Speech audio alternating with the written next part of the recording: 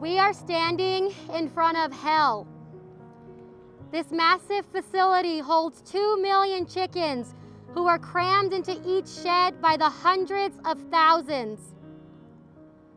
Hickman's is a staple in Arizona and in the Southwest.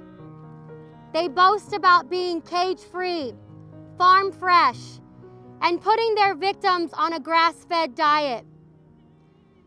However, no level of humane washing can cover up the truth that Hickman's Eggs abuses chickens for profit and greed under the guise of a happy family farm. On Saturday, March 6th, 2 of the 26 barns located at this facility burned down.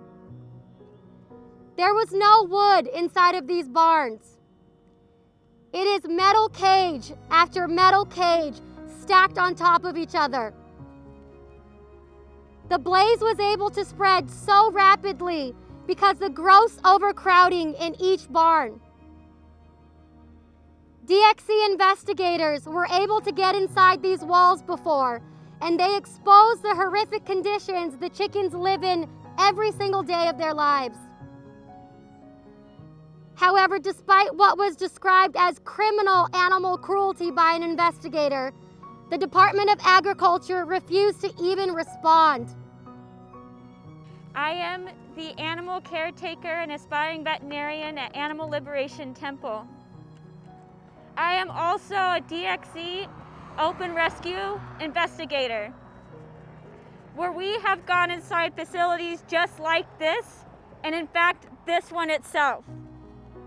I want to draw your attention to the photograph in my hand.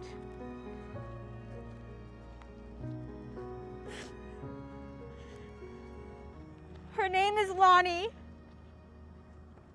She loves blueberries and sunshine. Don't give her purple cabbage, she hates that. But if you have a bowl of ramen, please do share it with her. She was rescued from this facility years ago in the exact barn that was actually burnt to the ground.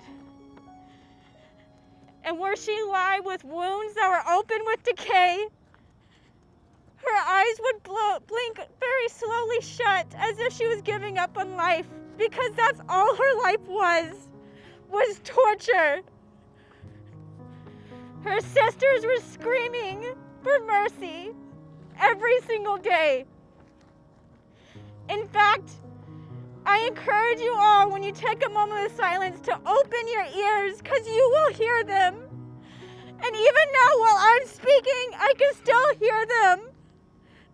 It will forever traumatize me, as I couldn't help thousands of them, but at least I was able to help her.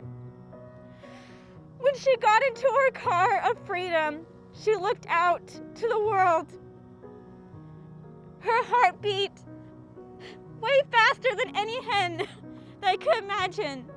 She couldn't believe her eyes. I didn't think she would make it. She wouldn't eat, she wouldn't drink for 48 hours after reaching freedom.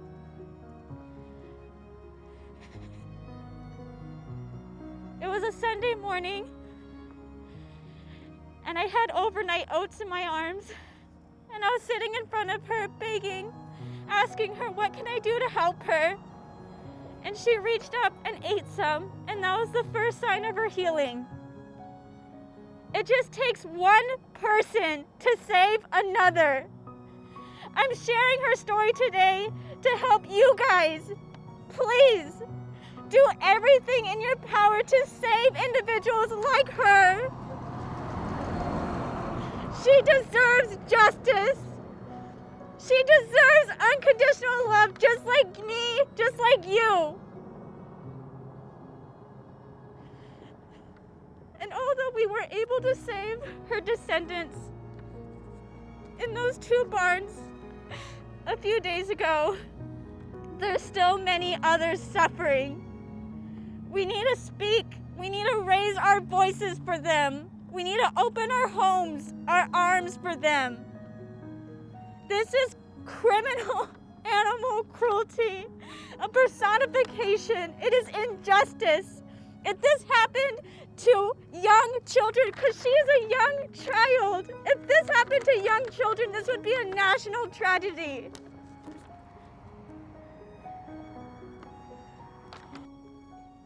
Today, when I got ready to come to this vigil,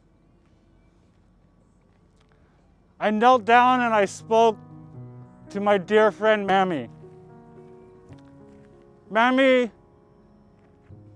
is an egg-laying hen, just like the hens that you see in the buildings behind us. She was rescued from a farm no different than this one. I leaned down and I spoke to her, and I promised her that I would speak up for her friends. So today I speak for her and for myself. For myself, not only am I a Buddhist priest, but I'm an open rescue investigator. An open rescue investigator who openly walked into that facility. I can openly tell you folks what I saw in there. In the very barns that burnt down, it's a cage-free barn. And those of you who don't know what cage-free means, it means they take the front of the door off, and that's it. There's rows of chickens from the floor to the ceiling, and they surround you. It's just not a wire cage. It's a flesh cage. That's how tight they're in the facility. The air is full of ammonia. So thick, you can see it physically. I was inside but a short time, and my lungs burned. And they burned for days. And that's what they live with their entire lives. And I don't want to say I'm standing here in front of barns today, because what we're standing in front of today is a slaughterhouse. These chickens will never leave here alive. When they slow down their egg production, they are slaughtered and thrown away.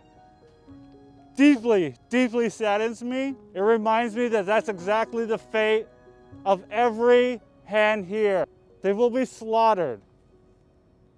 We need more than just recipes. We need more than just being vegan. We need folks like you who care, who are out here today, and our next step is to be able to take physical liberation for them in whatever way that each one of you finds that.